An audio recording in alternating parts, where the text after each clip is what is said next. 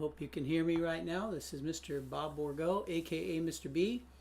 Welcome to our Tuesday, September 2nd Parents Shared Start.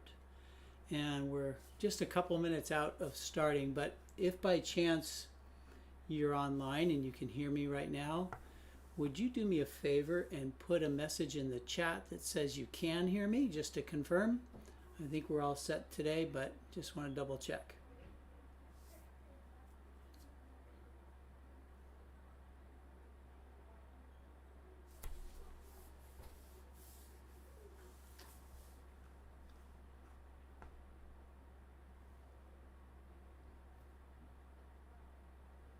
Okay, so I'm still double checking on sound and making sure you can hear me. If you're out there, would you mind putting something in the chat to tell me that you can hear me?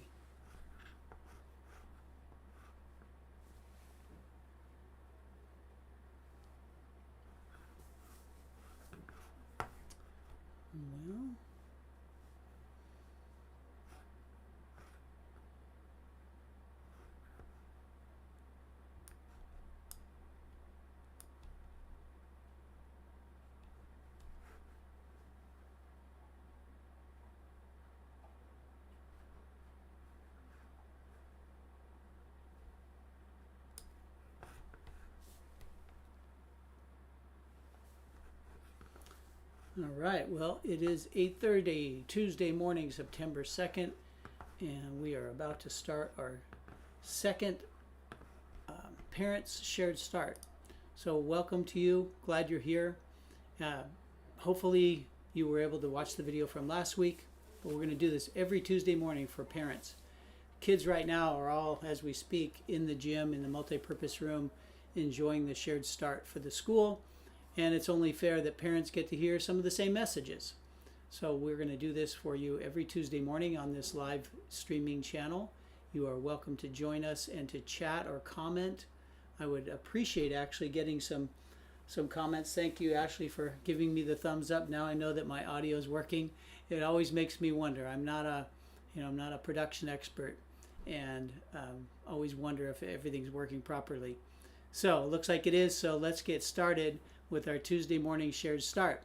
What I thought I would do today is to spiral. This is a term I use often when it comes to teaching and learning and parenting. We got to spiral back over things to help raise them to new levels of consciousness. But if we don't go back over something, then we don't really work it into our brain and create a neural pathway that will help us to remember something. So I will spiral every week back to what we covered the week before, and then raise us to a new level of understanding with new information, new understanding. So spiraling is a concept, and I see it as not just two-dimensional. I see it as a three-dimensional, going up, increasing awareness, increasing levels of consciousness. So I'm going to spiral back to what we did last week.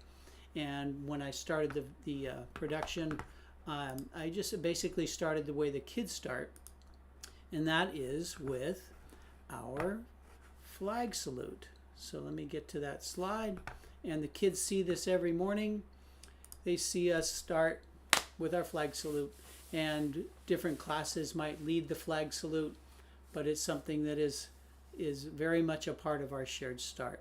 It's how we get kids to attention, so that they can understand and hear what's going on, and to just honor our country, honor the work that we do in this nation, to be free, to be creative, etc. So flag salute is the first part of the day. Secondly, we go on to the calendar. So just for your purposes, this calendar looks a little bit different than the kids. I actually shared the entire month with you so you can see what's going on. Today is Tuesday the 2nd. This Thursday is picture day. There's almost always a makeup day later on, maybe a month later. So keep that in mind. If by chance, for whatever reason, your child won't be at school on Thursday, there's a makeup day that can come after. And then the other thing that's of high importance to you is next week is conference week. So there will be short days. Check the Parent Square post to be sure of this, but those days end at 12:30 for the kids. and then parent conferences are scheduled in the afternoons throughout the entire week. So you should have gotten a message from your teacher to schedule your conference. And then on the 15th is a staff development day. So that means that kids don't come to school, but teachers do. So we had a holiday on the 1st. We have parent conferences this next week. And then on the 15th is another 3-day weekend for kids anyway. And then that last note there is on the 24th is our next school board meeting. And please keep that in your mind. We are right now interviewing for a new executive director, and hopefully that person will be in place in the very near future. So prayers on that one. All right, next. Terrific traits. We are just talking about the terrific traits constantly. Why? Because they're foundational. They are so foundational to any child's success, whether it's academic, whether it's sports, whether it's drama, whatever it is. Our success and our joy, our happiness begins with being terrific, being trustworthy, respectful, responsible, fair, and caring. Those 5 traits, if we can use that language together, we can constantly refer to our students' successes and their struggles with just those terms. So in every situation in life, I believe, we can point to one of these. So for example, right now, I'm being responsible. I'm able to respond by creating this video program for you today. I'm practicing my responsibility as the counselor to the school. Now, if I fail in something, if I struggle in something, I can also point back to these terrific traits. I can not ask about the behavior, and this was kind of the spiraling point I wanted to make. If we focus on behaviors and not the character traits, we don't get to the root cause of the behavior. Again, positive or negative, because we should be celebrating these when kids are doing it right, and we should be correcting them, teaching them, disciplining them when they're doing it wrong. So do your best to always point back to the character trait that's being presented, that the child is practicing well or not. So for example, if somebody leaves their room a mess, well, which of those character traits is it? We could quickly point to responsibility, but we could also point to caring. Do you care about your family and your safety in your family, and keeping your room clean? So it's about caring or about responsibility more than the room being a mess. So I hope that makes sense. If anybody wants to ask a question on that, just put it in the comments. But always taking the behavior, because the behaviors are so abundant. There's so many things that we can do, both that are good and that are bad. But we can now point all of those behaviors back to 5 particular traits. And when we practice these, we're so much happier. And we become the character that we would rather be. So those are the terrific traits. And so far, the past few weeks of school, we have celebrated the trustworthy. Oh, excuse me. Let me go back to this slide. So like I said, these are the foundational building blocks to all of the different habits of mind. Again, our school is trying to focus on habits of mind, good brain work, positive and productive thinking. So those are habits of mind, things that we can build into our brain, create a really powerful neural pathway, and develop positive, productive thinking. So the terrific traits are at the bottom, and then we go into the 7 habits of highly effective people, and then all of those other habits that we can use that language to help kids think and learn. I want to switch to my screen right now just to show you and illustrate this concept of a neural pathway. If I were to show you a neuron, a brain cell, it's microscopic because there's 100 billion in your brain, and every one of them can connect to 10,000 other neurons. So it's just a tremendous network that's going on in our brain. And ideally, we want our kids' brains, their neurons, to be healthy, to be fruitful, to branch out and to have flowers and fruit on them that are positive and healthy, versus a neuron that might be toxic. A toxic neuron is cranky. It's foul. Those are the thinking elements in our brain that are just not good, true, or beautiful. They're kind of ugly. So when our kids are thinking in a manner that is not true and not good, these are the neurons that are firing or lack of firing. We want these to grow. So oftentimes in the classroom, I'll bring these with me, or actually now all teachers have these in their classroom, and I'll ask kids very simple question. How do you want your brain to grow? Do you want it to grow like this, or do you want it to grow like this? Pretty simple answer, and it is rhetorical, yet kids know, wow, that's being smart, that's being productive. So again, habits of mind is our goal here, is to develop positive and productive habits of mind. All right, let me go back to my slides here for you. So we talked about trustworthiness, being honest, being reliable, playing by the rules, having courage to do what is right. Do the next right thing, and you are going to be trustworthy.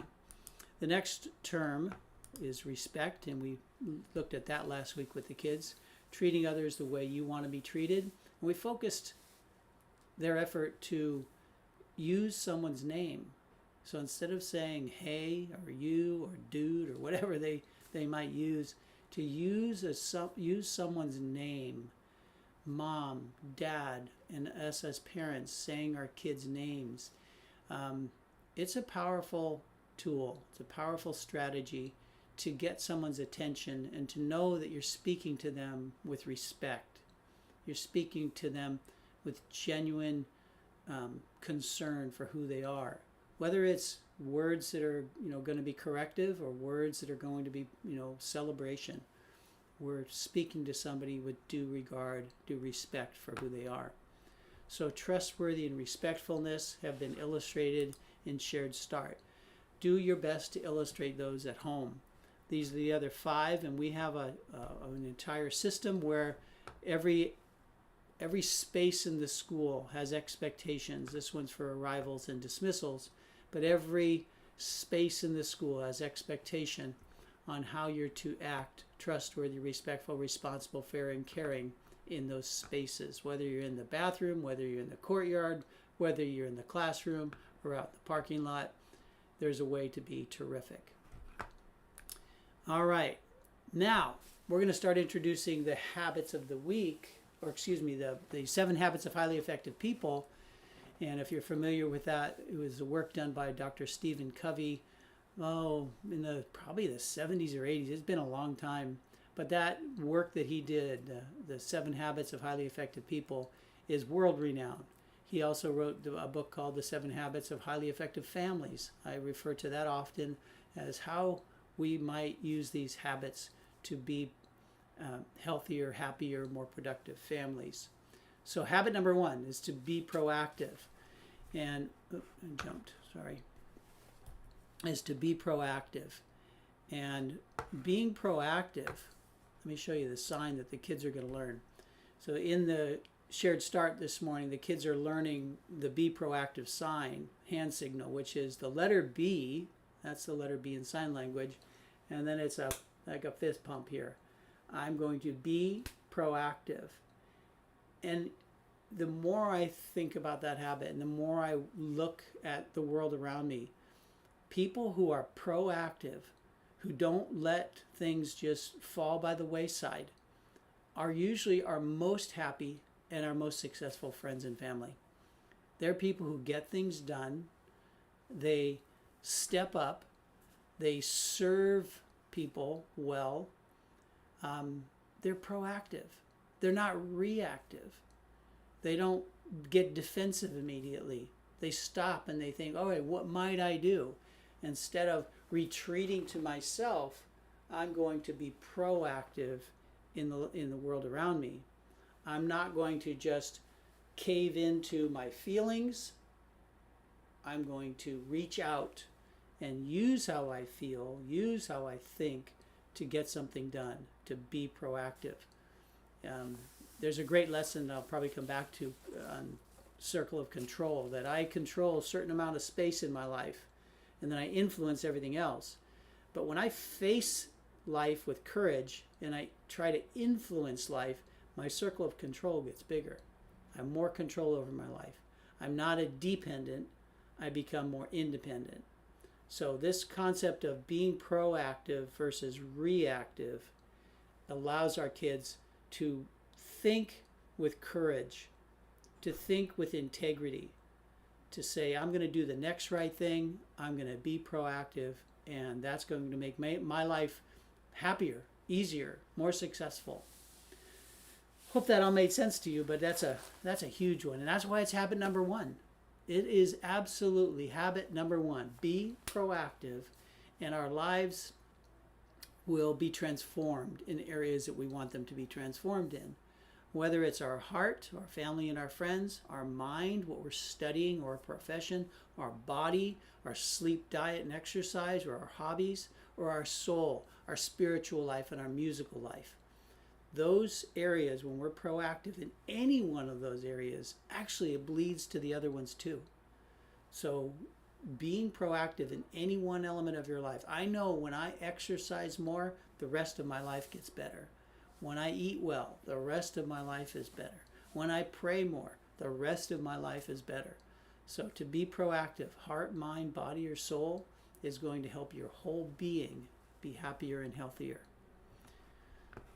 I could talk about that for ages, I think. But let me move on to how we can do that at school. So, quick little story. I met a new family today who just started here at the school. Kindergartner and her mom and dad. I won't use any names because I didn't ask permission. But for me to get to be proactive and say, hey, can I help you? And give them a smile, ask their name. I was able to kind of kneel down and look at the young girl in her eyes and shake her hand and get her beautiful smile and then direct them to where they wanted to go. But just that simple interaction is so powerful. It made my morning to get to say hello to this new family. So again, oops, I'm not showing you the right slides. Let me switch over. So how can we make our school a friendlier place? Smile, wave, head nod. Yeah, I understand what you're saying. Good eye contact. Saying hi, say hello, invite people into your conversations. So our challenge, make our school a friendlier place. Everyone appreciates friendliness. It makes all of us be better versions of ourselves and help others to do the same. So that's their challenge for the week. If you can bring that home, we would appreciate it, because when they hear it from the school and they hear it from mom and dad, fantastic. Life is good. All right, next. If you're not familiar, this is the cheer that the kids are going to give here at the end of the shared start. I can hear them in the hallway already, so they must have already done it. But this is, we are the leaders of AACA because we are trustworthy, respectful, responsible, fair, and caring. We are terrific. Go Kites. Let's not just make those words. Let's make those realities. When we use that language in the midst of our day, find a reason this afternoon when you see your son or daughter. Find a reason to celebrate their terrificness. When they do anything that is genuine and real, that is, again, one of those 5 things, celebrate it. Say, wow, you were just so caring to your sister. That was beautiful. Or, wow, you just took care of your homework. How responsible of you. I was talking this morning early to my grandson, who he's only, gosh, how old is he now? He's 3. 3.5. And he's practicing S words, so he's learning, the letter S and all the words that go with that. And when I asked him what he was going to be doing today, he told me that, and then I started using different words like Susie is his grandma, sunshine, just different words that came to my mind, and he immediately went to his work. He started acting proactive and jumped on it And I told them, wow, you are being so responsible. So again, just a quick example of how we can incorporate those words into our kids' lives. All right, last week I talked about educate and parent and how those words are the very same meaning, to draw out. We are trying to draw out these incredible neural pathways, these neurons, to make them healthy and happy, as opposed to trying to squelch a brain by filling it in. So we're not filling our kids' brains in, we're drawing them out to the person that they are, the unique individual with all their gifts and talents, all of their intelligences, to draw them out, to be and become the very best versions of themselves. So that's a quick spiral. We spiraled through this. This is our heart, mind, body, and soul understanding. So when you see your kids' kites and they're pointed in any particular direction, you can probably sense and see where they are most intelligent. What intelligences? There are 8 of them. They are listed by the bullets. That's typically where they find their greatest joy and their greatest intelligence. It's how they're smart. Not how smart they are, but how they are smart. Just wanted to review that one more time. As I move on to this chart, I showed you this last week, and I'll get this posted in Parent Square, which I'm going to show you how to link to here in just a moment. But that's our chart. So if a student is struggling with something and they need practice, I always say, hey, if you can't handle the word no, or the direction that I'm giving you, then you need practice. So I'm going to give you opportunities to practice it. It's a restorative justice approach. So if somebody's not responsible and they're very blue-minded, here are some suggestions that a student can use, a parent can use, for good, productive consequence to their behavior. So this chart will be made available to you probably within the next hour.